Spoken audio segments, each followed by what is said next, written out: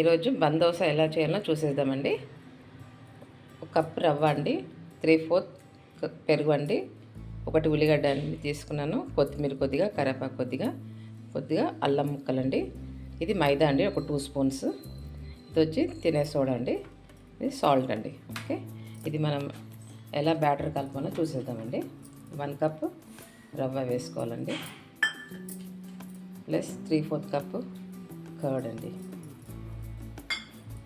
ఒక 2 స్పూన్స్ మైదా అండి, ఇది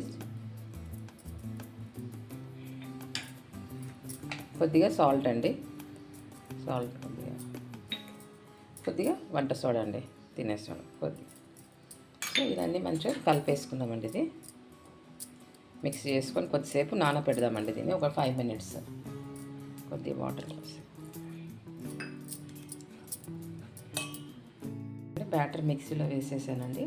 దీంట్లో ఒక 1 గ్లాస్ వాటర్ పోసుకొని గ్రైండ్ చేసుకుందామండి. కడాయిలో కొద్దిగా ఆయిల్ వేసుకున్నానండి, దాంట్లో కొద్దిగా జీలకర్ర అండి, కొద్దిగా ఆవాలండి, అంతా ఉల్లిపాయలు వేసుకోవాలి.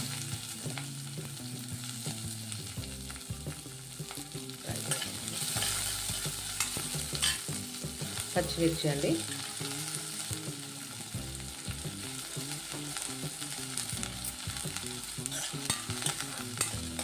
ఈ పోపు మనం బ్యాటర్లో వేసుకోవాలండి. ఇందాక గ్రైండ్ చేసుకున్నాం కదా, ఆ బ్యాటర్లో వేసుకుని తర్వాత నెక్స్ట్ క్యారెట్ కొద్దిగా వేసుకుందామండి.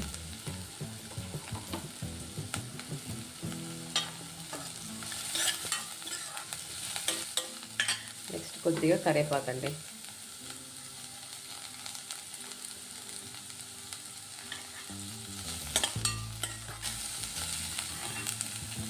కొద్దిగా శనగపప్పు వేయాలండి, కొద్దిగా మినపప్పు అండి,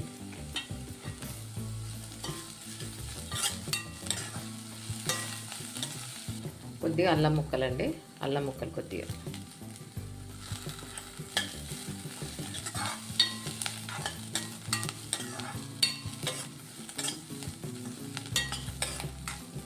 మార్నింగ్ బ్రేక్ఫాస్ట్కి ఇది చాలా బాగుంటుందండి. ఇది బందోస పిల్లలందరూ బాగా ఇష్టపడి కూడా తింటారండి, టేస్ట్ కూడా ఉంటుందండి. తప్పకుండా మీరు అందరు ట్రై చేయండి. కొద్దిగా కొత్తిమీర అండి, లాస్ట్లో కొత్తిమీర వేసుకొని కొద్దిగా ట్రై చేయండి.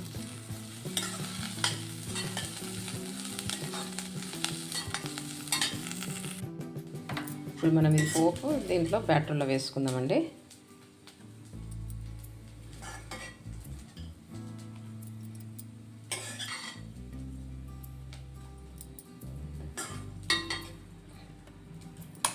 ఇప్పుడు దీన్ని మంచిగా కలుపుకుందామండి. కొద్దిగా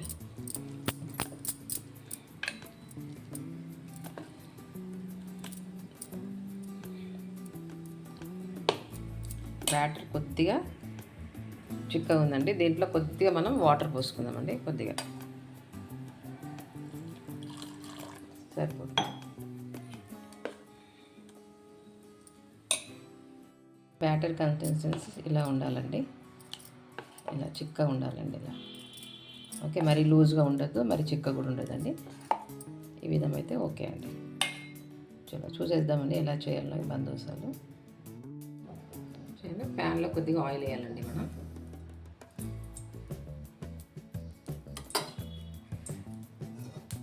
ఫస్ట్ కొద్దిగా అండి. ఇప్పుడు దీంట్లో బ్యాటర్ వేసుకుందామండి.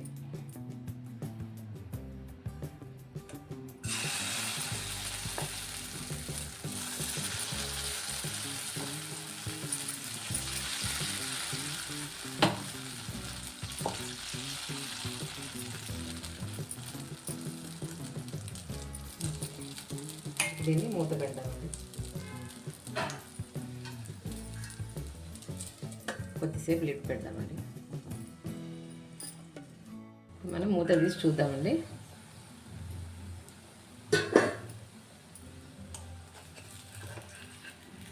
ఇది మళ్ళీ ఇలా తింపాలండి దీన్ని.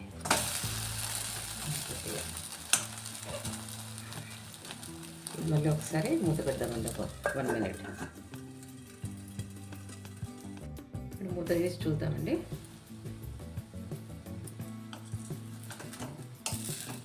చూడండి, 2 వైపులా కుక్ అయిందండి.